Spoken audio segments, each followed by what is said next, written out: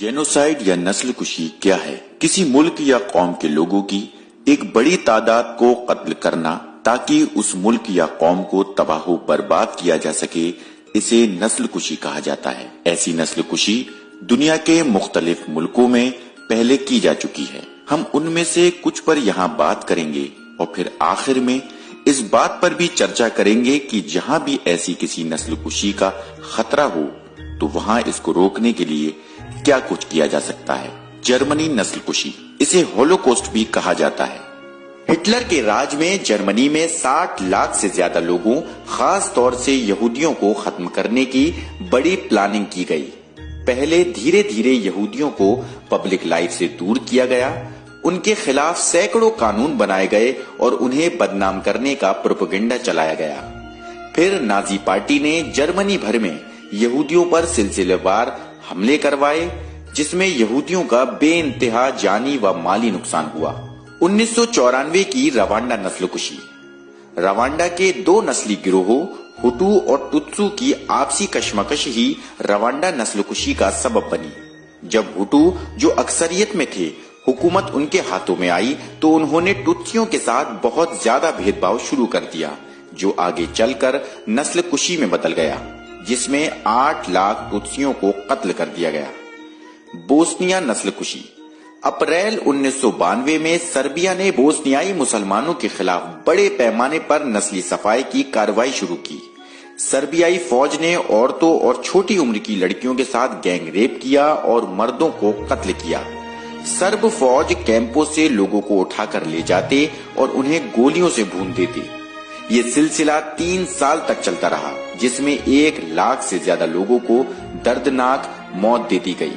याद रहे कि नस्ल कुशी अचानक शुरू नहीं होती, बल्कि ये एक लंबा सिलसिला होता है, जैसा कि जर्मनी, रवांडा, बोस्निया और म्यांमार में हमने देखा। ठीक इसी तरीके से आरएसएस और उससे जुड़ी तंजीमें भारत में मुसलमानों और दूसरी अकलियतों के खिलाफ नफरत का माहौल तैयार कर रही हैं। इंटरनेशनल इदारे जेनोसाइड वॉच ने नस्ल कुशी के 10 स्टेज बताए हैं। क्लासिफिकेशन यानी दर्जा बंदी, सिंबलाइजेशन यानी अलामत बंदी, डिस्क्रिमिनेशन यानी भेदभाव, डीह्यूमनाइजेशन यानी गैर इंसानी बर्ताव, ऑर्गेनाइजेशन यानी लोगों को मुनज़्ज़म करना, पोलराइजेशन यानी नफरत की बुनियाद पर बंटवारा, प्रिपरेशन यानी तैयारी, परसिक्यूशन यानी जुल्म व ज्यादती, एक्सट्रीमिनेशन यानी खात्मा और डिनायल यानी सबूतों को मिटाते हुए जुर्म से इनकार। भारत में इनमें से 8 स्टेज पूरे हो चुके हैं। आरएसएस का कयाम भारत को एक हिंदू राष्ट्र बनाने के मकसद के साथ हुआ। आरएसएस के बानी हिटलर और नाजिज्म की तारीफ करते हैं और उन्होंने बड़ी चालाकी से भारतीयता को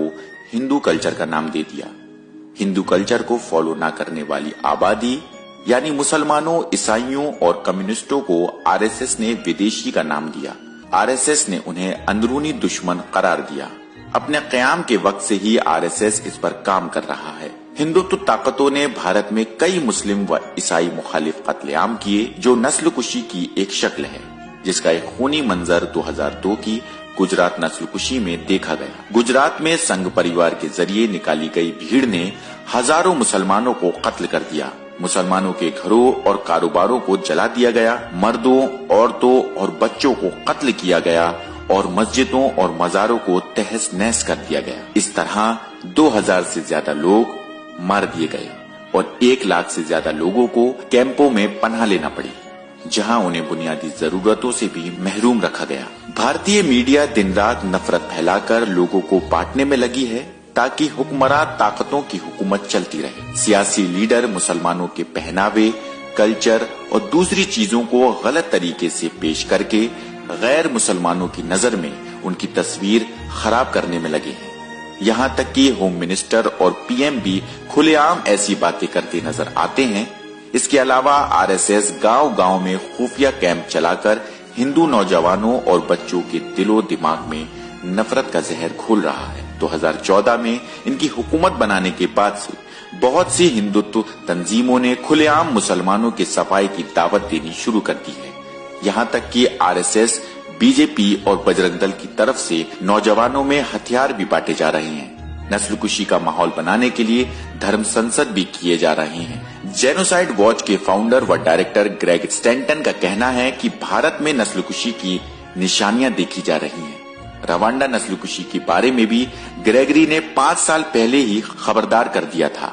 भारत के मौजूदा हालात में हमारी जिम्मेदारियां क्या बनती हैं ताकि हम अपने दस्तूरी हुकूक की हिफाजत कर सकें और एक इज्जत की जिंदगी जी सकें। हमारी तैयारियां क्या हैं? हमारी मुस्लिम जमातों और तंजीमों की क्या तैयारियां हैं? मस्जिद कमेटियां, उलमा और समाजी तंजीमें कितनी तैयार हैं? हमें ये सवाल खुद से पूछना चाहिए कि इन हालात के लिए हम कितने तैयार हैं। अगर हम ये जिम्मेदारी नहीं लेंगे तो हमारे हालात भी जर्मनी के यहूदियों, रवांडा के टुत्सियों, बोस्निया के मुसलमानों और म्यांमार के रोहिंग्या मुस्लिमों से अलग नहीं होंगे। अब सवाल ये है कि नस्लकुशी को रोका कैसे जाए।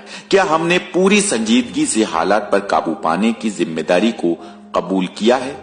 भारत में नस्लकुशी को रोकने में हमारा क्या रोल होगा? पहली जिम्मेदारी खुद मजलूमों की है। इसमें समाज के हर तबके को अपना रोल अदा करना होगा। भारत के मौजूदा पस मंजर में हम ऐसी किसी भी नस्लकुशी को रोकने के लिए काफी कुछ कर सकते हैं। हर मौलाना, ट्रस्ट, इदारे, इंटेलेक्चुअल, प्रोफेशनल NGO, मस्जिद कमेटी को नस्लकुशी को रोकने में अपनी जिम्मेदारी अदा करनी होगी। सबसे पहला काम अपने तमाम इख्तिलाफात को भुलाकर इस कॉमन खतरे के खिलाफ सबको मुत्तहिद होना होगा और तालीम, सियासत और माली एतबार से खुद को मजबूत करना होगा। इसके साथ ही सामाजी और सियासी मुद्दों में सरगर्मी और सही सोच के साथ हिस्सा लेना होगा।